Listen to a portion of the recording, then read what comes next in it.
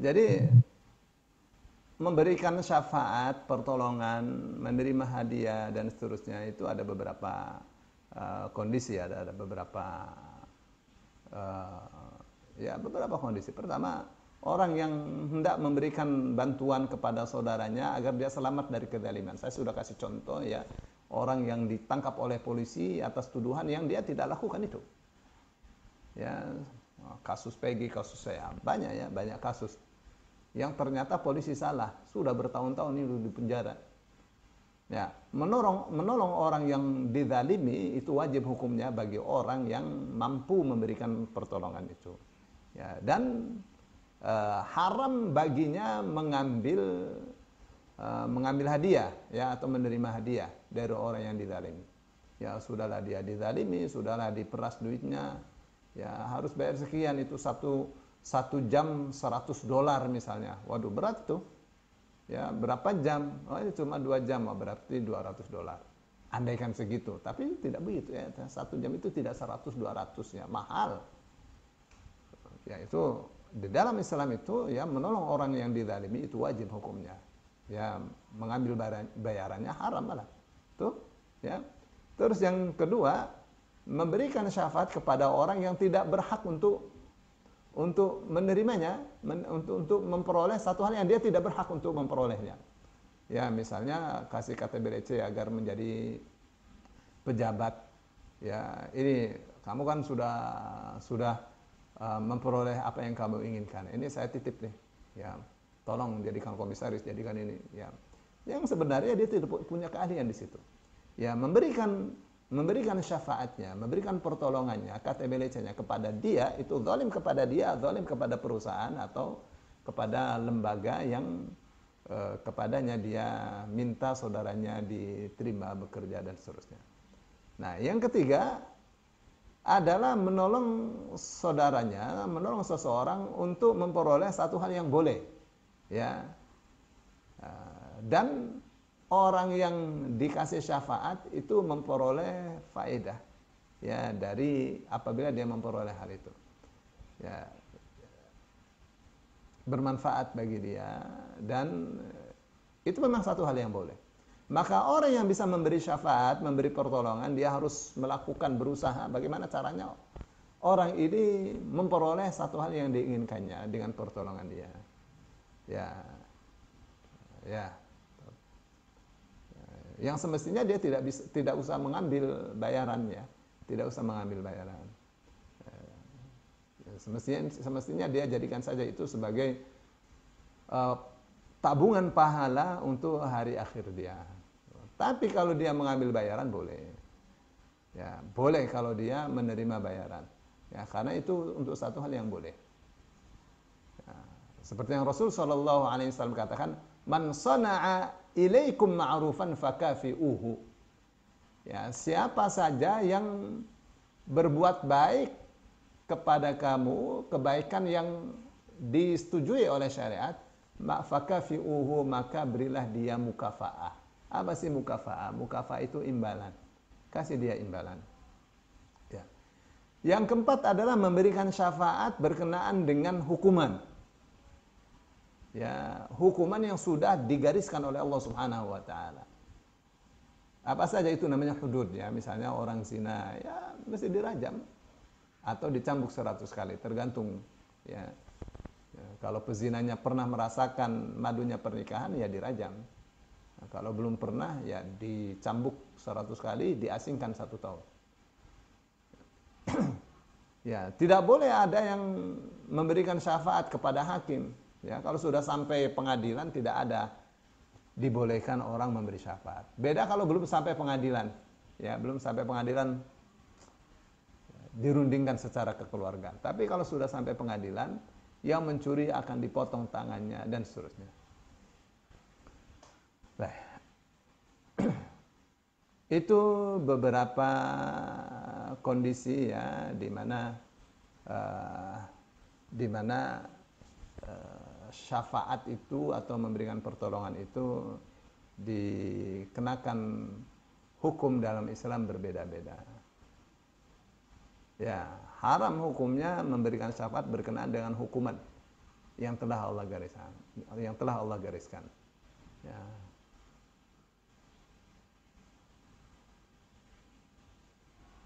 Ya, Rasul Shallallahu Alaihi Wasallam itu sudah saya sampaikan ya tentang itu ya, tentang Fatimah yang mencuri. Lalu Rasul Shallallahu Alaihi Wasallam katakan, atashfa'u fi haddin min hududillah. Apakah kamu mau memberikan syafaat berkenaan dengan had, berkenaan dengan hukuman yang telah Allah gariskan? Ya.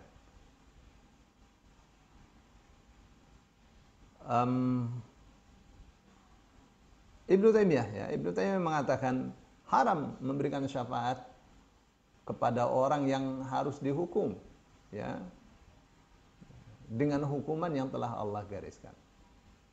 Karena apa? Karena Rasul Shallallahu Alaihi Wasallam mengatakan, man halat syafa'atuhu duna haddin min hududillah faqad dhaddallah fi amrihi. Ya, siapa yang menghalangi,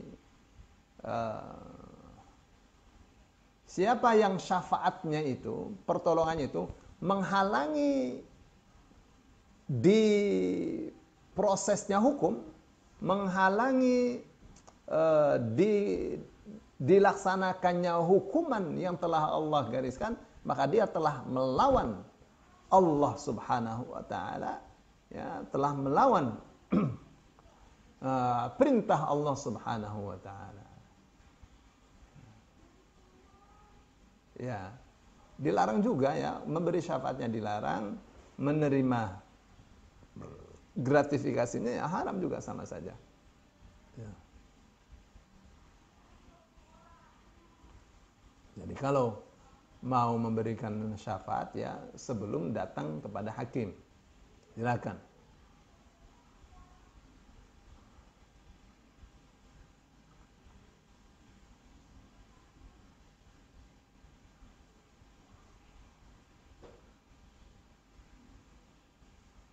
Ya, yang ada lagi ya kondisi yang kelima. Ya.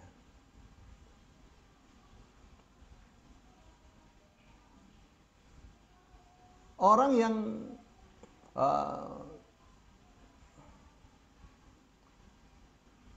yang diberi hadiah agar dia tidak berbuat jahat. Ya, supaya tidak berbuat jahat dikasih hadiah. Ya, supaya tidak memberontak pemerintah, ya diundang ke istana misal. Begitu caranya. Ya. Itu haram itu. Ya, mengundangnya dia ke istana itu haram hukumnya. Kenapa? Itu adalah taktik supaya dia tidak berbuat jahat. Memang tidak usah dikasih hadiah, memang harus tidak boleh berbuat jahat. Berbuat jahat, ya jangan, itu namanya nyogok, ya. Nah, diundang mahasiswa dikasih makan siang, dikasih supaya tidak demo sekarang. Ah, itu haram juga itu. Ya, nggak boleh begitu. Ya, macam-macam seperti itu. Memang seharusnya orang itu tidak boleh berbuat jahat. Kenapa? Supaya tidak berbuat jahat malah dikasih duit. Ya, kamu nyogok supaya orang itu tidak berbuat jahat, tidak boleh. Ya, pada dasarnya memang tidak boleh berbuat jahat. Kalau berbuat jahat dihukum, bukan supaya tidak berbuat jahat dikasih duit. Ya, jangan. Baik ya.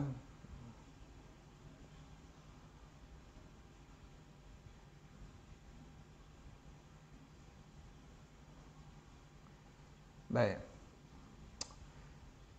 Itu tentang syafaat ya. Tentang bagaimana dengan riswah? Riswah itu syafaat kasih hadiah atau ini riswah itu nyogok ya.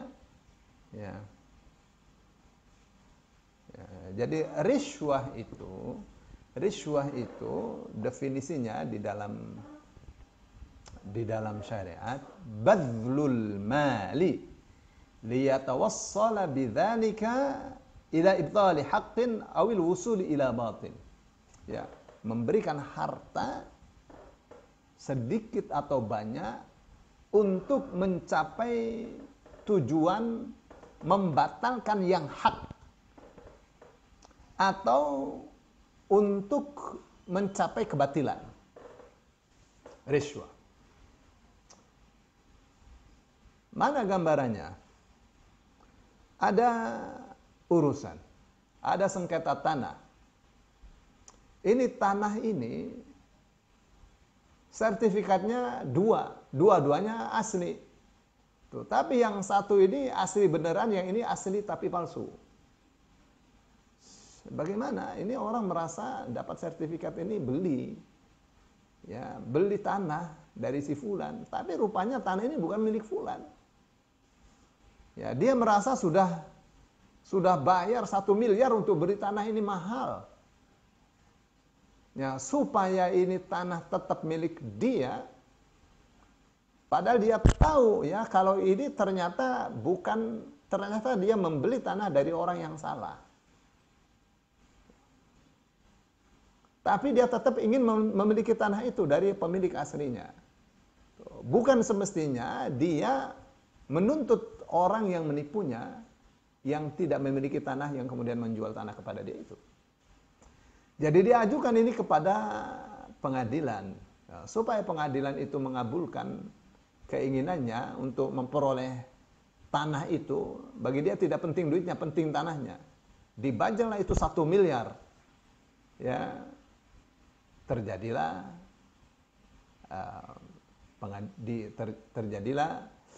pengadilan, ya, diketok palu untuk kemenangan orang yang tidak berhak ini. Dia membatalkan hak seseorang yang berhak itu. Ya, itu namanya riswah itu. Ya, itu yang disebut riswah. Ya, dalam riwayat Tirmidzi hadis nomor 1337 dengan sanad yang sahih. Ya, dari Ibnu Amr,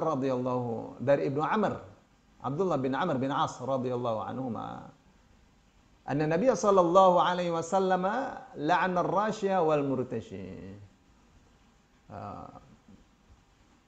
Nabi Muhammad melaknat orang yang memberi gratifikasi dan menerima riswah. Ya, Abu Bakar ada menambahkan warra'ishi wa huwa safiru bainahuma. Ra'ish itu adalah orang yang menjadi penengah antar keduanya. Tiga-tiganya dilaknat oleh Rasulullah sallallahu alaihi wasallam. Ya, berarti ini hadis ini menunjukkan dosa besarnya orang yang melakukan riswah. Ya, karena laknat itu hanya untuk dosa besar. Ya, jadi haram bagi orang yang hendak memberikan gratifikasi. Ya, memberikan gratifikasinya untuk sesuatu yang batil.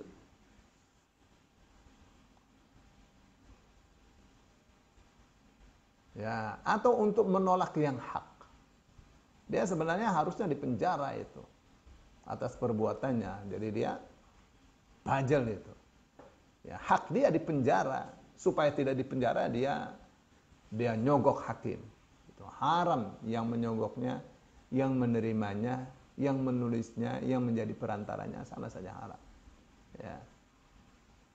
Uangnya haram.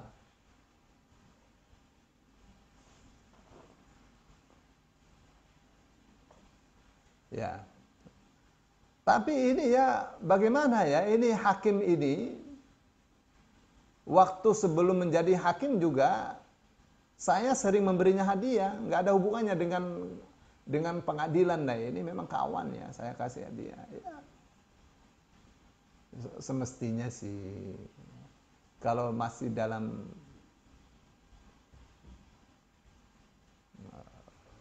proses pengadilan jangan ada tuh. Ya, beri-memberi itu. Ya, makanya Ibnu Taimiyah mengatakan ijma', ya, sepakat semua ulama bahwa hakim itu tidak berhak menerima pemberian, menerima riswah, haram hukumnya. Ya, entah dia menghukumi dengan hak atau menghukumi dengan batil. Ya, karena apa?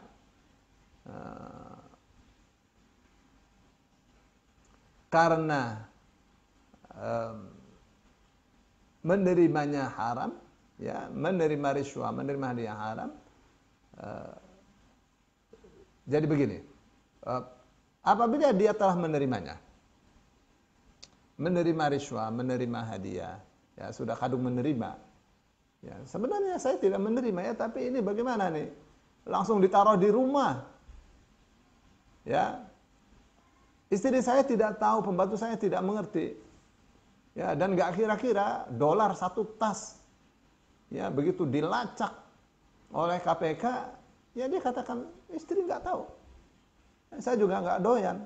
Nah, maka wajib bagi dia mengembalikan kepada yang memberikan gratifikasi itu. Sekarang orang jahat. Ini orang nih akan dimintai pertolongannya, dikuntit terus. Ya, sudah ada rencana bertahun-tahun, main golf di mana diikuti, main tenis di mana diikuti, main badminton, main volley diikuti.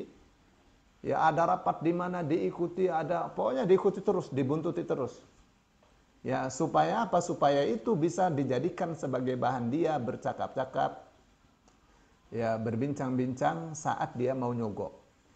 Ya, datanglah, Pak, dulu waktu Bapak main badminton di Borobudur, main tenis, main ini di sini, main golf. Ya, Bapak Masya Allah hebat ya. Saya nggak ngira ya seorang pejabat seperti Bapak, wah dipuji. Ya, nggak, dia iya saja. Rupanya dia mau tinggalkan tas. Bapak, baik, saya mau ada perlu, cuma konfirmasi saja, nanti ini kan jadwal Bapak, nanti jangan lupa Pak dengan ini untuk tenis misalnya. Ya, dia pergi, dia tinggalkan itu tas isinya dolar semua itu. 1 tas. Ya. Tapi ini orang ini imannya benar ya. Imannya benar. Dia telepon satpam. Tolong tuh setiap mobil yang keluar diperiksa dulu. Ya, coba yang pakai jas abu-abu ya, baju kalau ada itu jangan kasih keluar.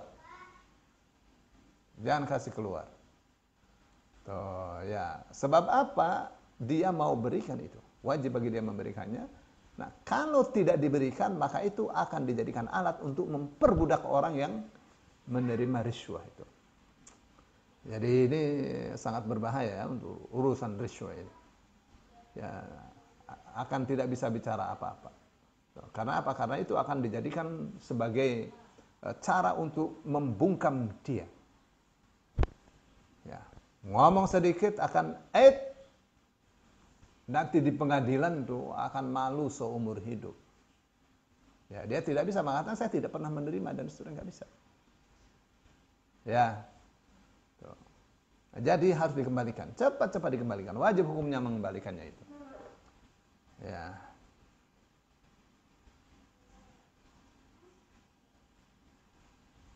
Baik. Bapak Ibu yang dimuliakan Allah, seperti Rasul sallallahu alaihi wasallam melaknat orang yang nyogok, menerima sogokan dan penengahnya atau perantara terjadinya sogokan, maka ini berarti boleh ya orang melaknat tukang maksiat. Oh, tapi ini orang Islam juga, meskipun orang Islam. Memang semestinya orang Islam tidak melakukan perbuatan yang jahat seperti itu. Ya. Bagaimana dengan hadis yang mengatakan al-mu'minu laisa bil-la'an? Ya. Atau bu'ithtu ma bu'ithtu la'anan. Orang beriman bukanlah orang yang tukang melaknat, atau aku diutus bukan untuk melaknat. Ya. Apa itu? Itu hadis untuk orang yang tidak berhak menerima laknat. Tapi ini berbahaya ya. Berbahaya sekali.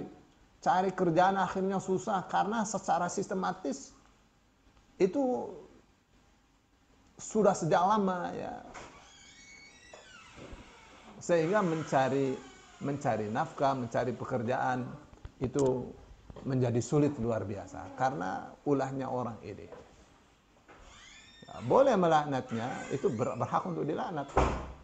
ya, orang-orang yang membuat sengsara rakyatnya, para koruptor sampai ratusan triliun, itu boleh dilaknat. Ya, orang-orang yang ada di sekitarnya yang memuluskan korupsinya boleh dilaknat, berhak untuk dilaknat. Begitu ya. Ya, itu yang ini saya bacakan ini. Baik, saya kira sampai di sini insya Allah hari Jumat yang akan datang di hadis nomor 721.